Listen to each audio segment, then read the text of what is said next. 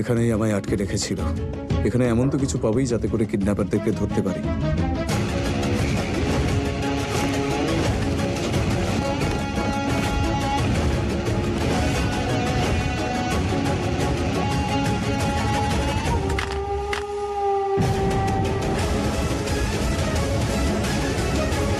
এটা কার phone?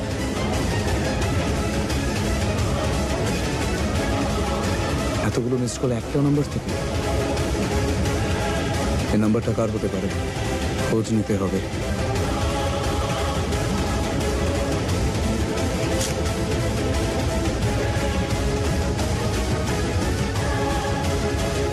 Hello, আমি একটা ছবি পাঠিয়েছি। খোঁজ লাগাও এই নাম্বারটা কার আর কবে কেনা হয়েছে। ঠিক আছে।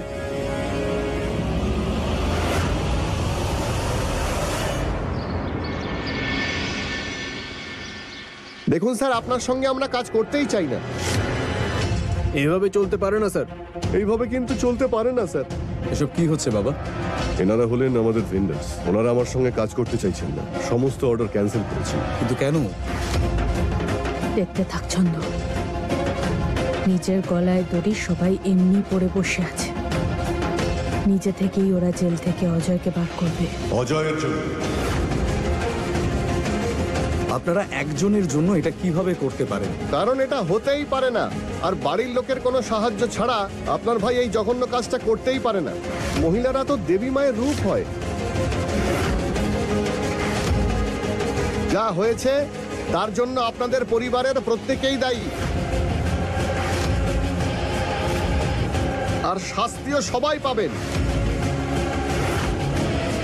এই শহরে কেউই আপনাদের সঙ্গে আর কাজ করবে না। আর যদি কেউ করে তাহলে তারও একই অবস্থা হবে যা আপনার ব্যবসার হতে চলেছে। আপনাদের সঙ্গে আর কোনো ব্যবসা নয়। আমরা চললাম। নমস্কার।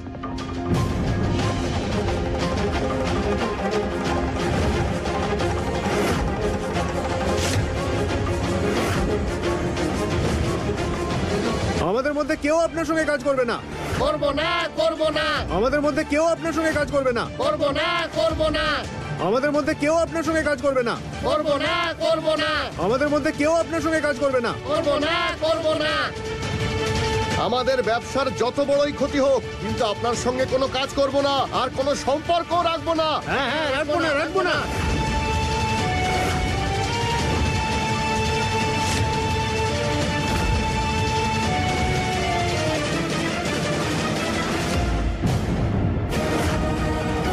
আগে এই লোকগুলো আমার চোখের দিকে তাকিয়ে কথা বলতে পারতো না, কিন্তু আজ ওরা আমার সামনে গলা তুলে কথা বলছে আর আমাদের পরিবারের বদনাম করছে।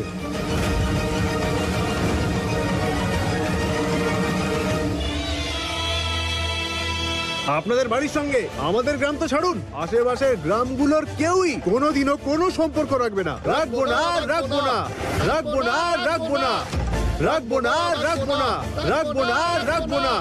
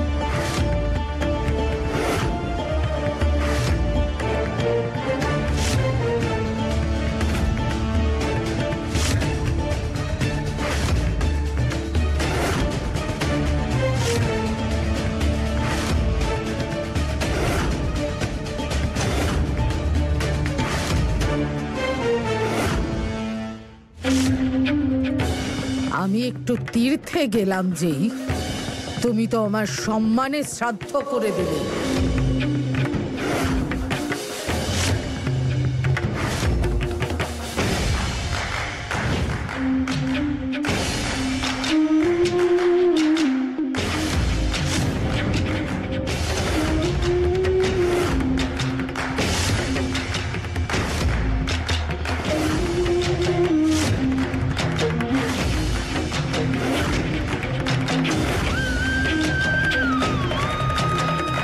আশীর্বাদ দেব তোমায় যশোরাজ?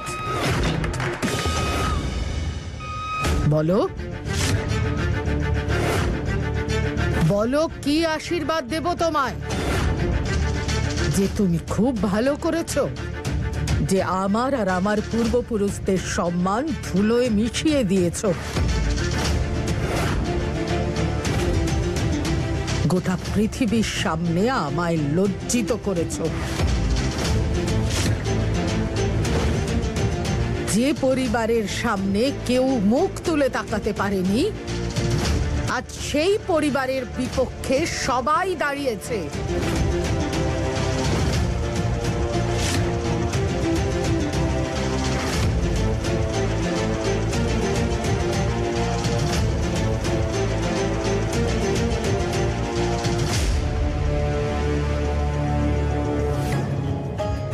খুশি হয়েছি তোমাকে ভালো হতে দেখে, কিন্তু এই খুশিকে গ্রহণের মতো অপমান ঢেকে দিয়েছে।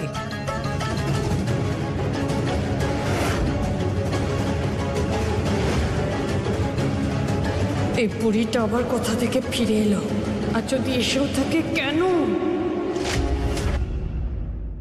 এই বাড়ির বড়দের এক হাতে আশীর্বাদ আর অন্য হাতে লাঠি রাখা উচিত, যাতে ছোটরা ঠিকভাবে মানুষ হয় আর ঠিক পথে চলে। হয়তো এই বাড়ির বড়রা নিজেদের কর্তব্য ভুলে গেছে। কি করে এরকম ভুল হলো? কি করে চোখ বন্ধ করে বসে রইল সবাই? কার দোষ এটা যশোরাজ?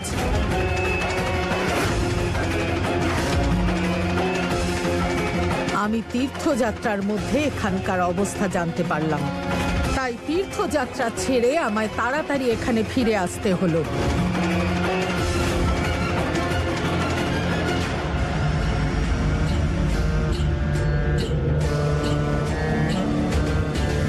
প্রণাম নেবেন মা ঠাকুরন, প্রণাম নেবেন। সুখী হও।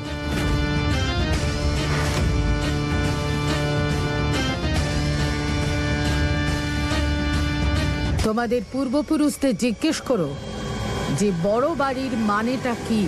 বড় বাড়ির মানে হলো ঐতিহ্য, সম্মান, বিশ্বাস, কর্তব্য পালন আর ধর্ম। আমাদের পূর্বপুরুষেরা যা যা করেছেন সবার ভালোর জন্য করেছেন, না নিজের স্বার্থ দেখেছেন না বোঝাপড়া করেছেন। আমরাও এই পরম্পরা থেকে সরে যাইনি। অজয় দাদু ভাই যেটা করেছে তাতে আমাদের এই পরিবার আজ কলঙ্কিত হয়েছে। আর আমি থাকতে আমাদের সম্মান কেউ ধুলোয় মেশাতে পারবে না।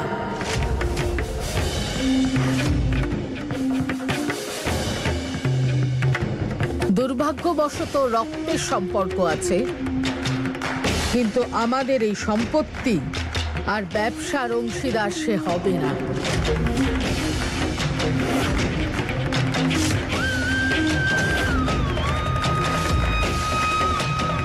কিন্তু মা ঠাকুরন আপনি মা ঠাকুরন, আপনার ন্যায় বিচারের ওপর আমাদের সবার ভরসা ছিল, আর আজ আপনি সেই ভরসা ভাঙতে দেননি।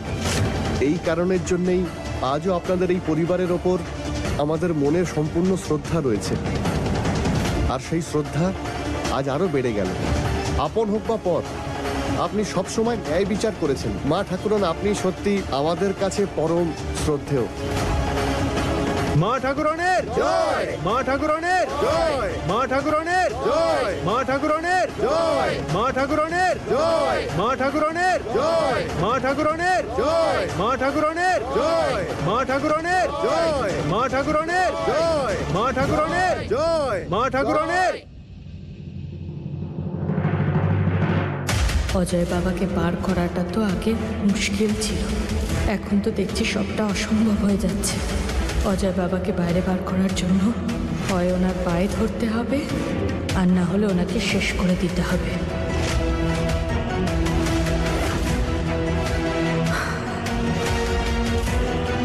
মা ঠাকুর, দেখতে পাচ্ছ বৌমা, এটাই হলো এই পরিবারের ঐতিহ্য আর মানুষের দৃষ্টিতে তার স্থান।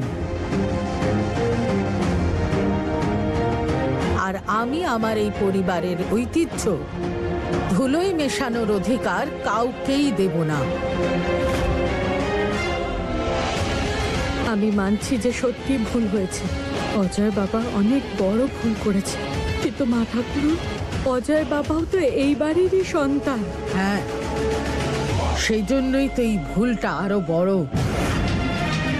যে এই পরিবারের রক্ত এরকম নোংরা কি করে হলো।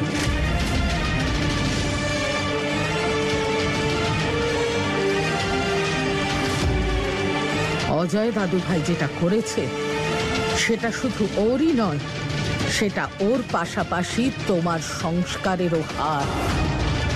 আর যেটা হয়েছে সেটার জন্য শুধুমাত্র তুমি দায়ী।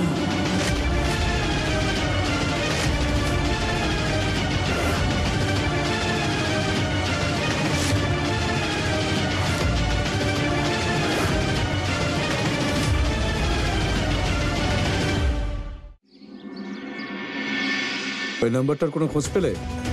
না স্যার, এখনো বুঝতে পারছি না নাম্বারটা কার, কিন্তু আরেকটু সময় দিন।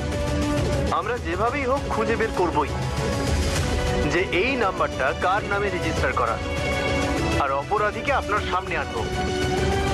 ঠিক আছে, যদি খোঁজ পাও তো আমাকে জানিও, আমি পরে কথা বলছি।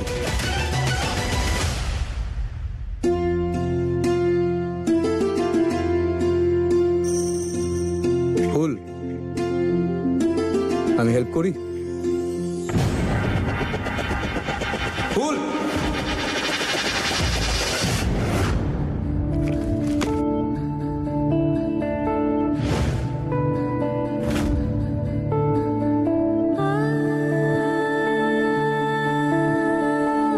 আজ আমি তোকে মিষ্টি খাওয়াবো।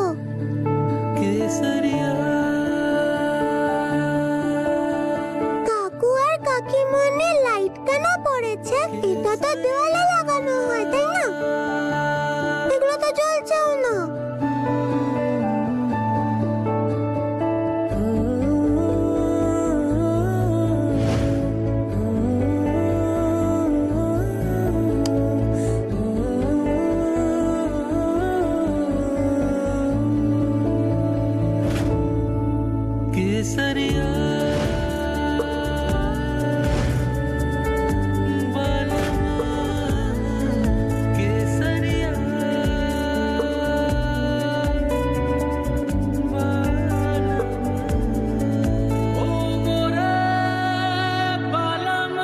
ওয়াও, কি সুন্দর লাইট!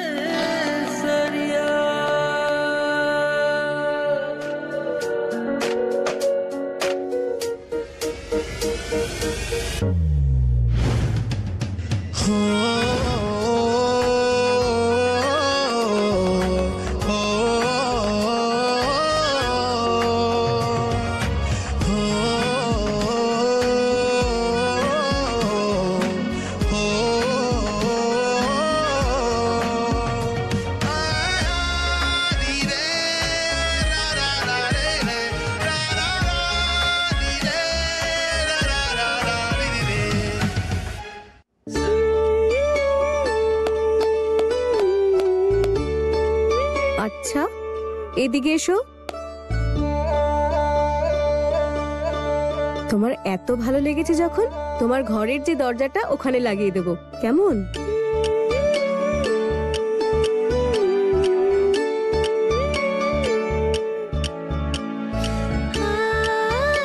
কি হলো? তুমি পুরনো লাইটগুলো দিয়ে কি করবে? নতুন কিনে নিতে? এখনো তুমি পুরোপুরি সুস্থ হয়ে ওঠোনি আর তুমি এই কাজ করতে চলেছো? আমাকে ডাকতে পারতে।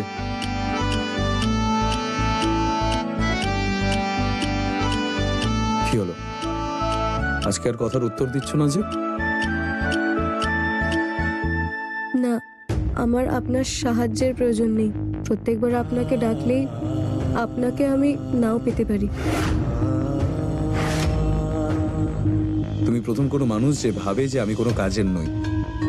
তুমি যদি আমাকে ডাকো আর আমি আসবো না? না না, আমি জানি যে আমি না ডাকলেও আপনি আমায় সাহায্য করার জন্য থাকবেন সব সময়, কিন্তু আমাদের মধ্যে তো সেটাই কথা হয়েছিল যে আমি অর্ডারটা শেষ হওয়া অবধি এখানে থাকবো,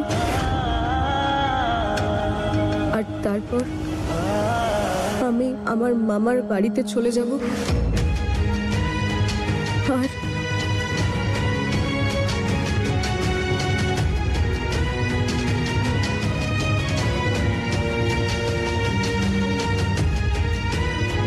বৈদ্যমশাইয়ের গ্রামে আপনি সবার সামনে আমাকে বাঁচানোর জন্য মিথ্যে বলেছিলেন, আমার সিঁদুর পরিয়েছিলেন, কিন্তু এই মিথ্যেটা আমি নিজেকে আর পরিবারের লোকদের তো বলতে পারি না, তাই না? না জানি কত সব স্বপ্ন সাজিয়ে রেখেছেন আমাদের জন্য। ওনাদের মন ভাঙাটা ঠিক হবে না। ওনাদের এই সত্যিটা জানানো উচিত যে আমাদের মাঝে একটা চুক্তি হয়েছে মাত্র, যে আমি অর্ডারটা শেষ হওয়া অবধি এখানে থাকবো, আর সেটা হয়ে গেছে, তাই আমাকে যেতে হবে। আমি ওকে এখান থেকে নিয়ে যেতে আর ও যে কাজটা করেছে তার বদলে এই 1 লাখের চেকটা এনেছি। শোভনবাবু, আপনার এই হাতের অবস্থায় এই কাজগুলো করা ঠিক হবে না। যদি এখানে আরেকটু ব্যথা লাগে তাহলে আরো বিপদ হবে।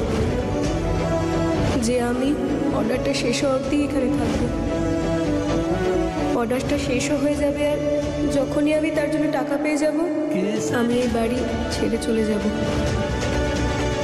কিভাবে আটকাবো আমি তোমাকে ফুল? ঠাম্মা সবে এসেছেন,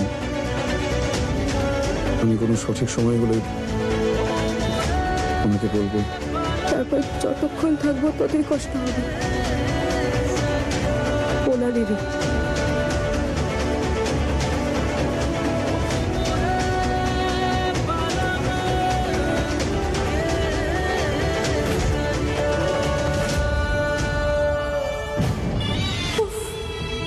আজকে সকালে ঘুম থেকে উঠে সবার আগে আমি নিজের মুখটা দেখেছি আয়নায়, তাই তো এত ভালো জিনিস হচ্ছে।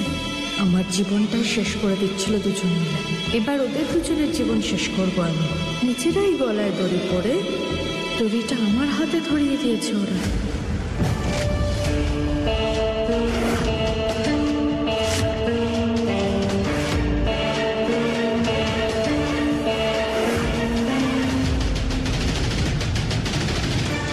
সরস্বতী বৌমা, সরস্বতী বৌমা, কোথায় গেলে সবাই?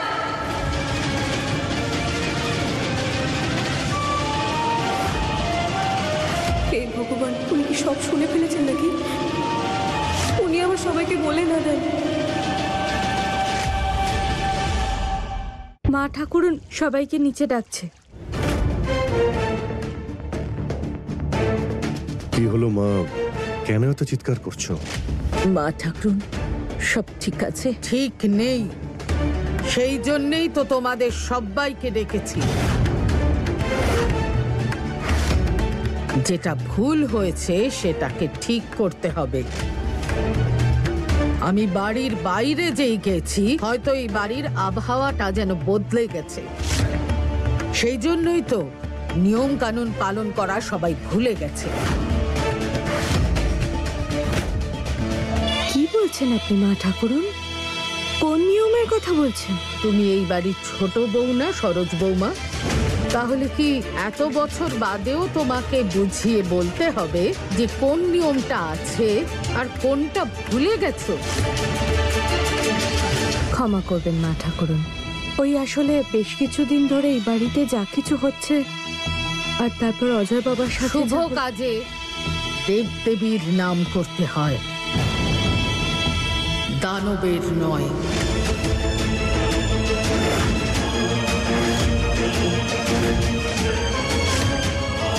দীপিকা বৌমা, তুমি এগিয়ে এসো।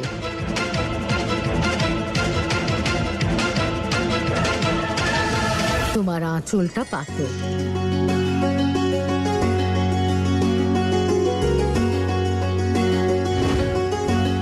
দেবী মা তোমার উপর আর তোমার মেয়ের উপর যেন আশীর্বাদ করেন।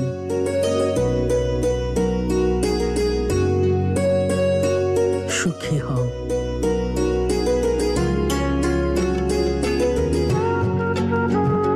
ফুল বৌমা, এগিয়ে এসো। এই বাড়ির নিয়ম, যখন একজন বৌমা গর্ভবতী হয় তখন তার শুভ আঁচলের আশীর্বাদ দ্বিতীয় বৌমা পায়, যাতে সে তাড়াতাড়ি মা হতে পারে।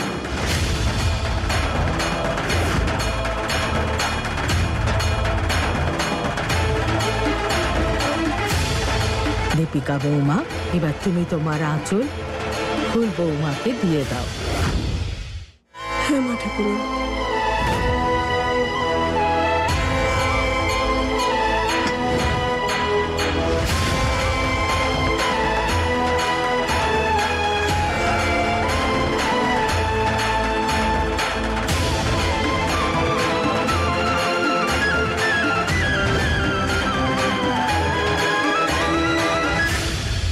দেখো তুমি কত তাড়াতাড়ি মা হতে পারবে।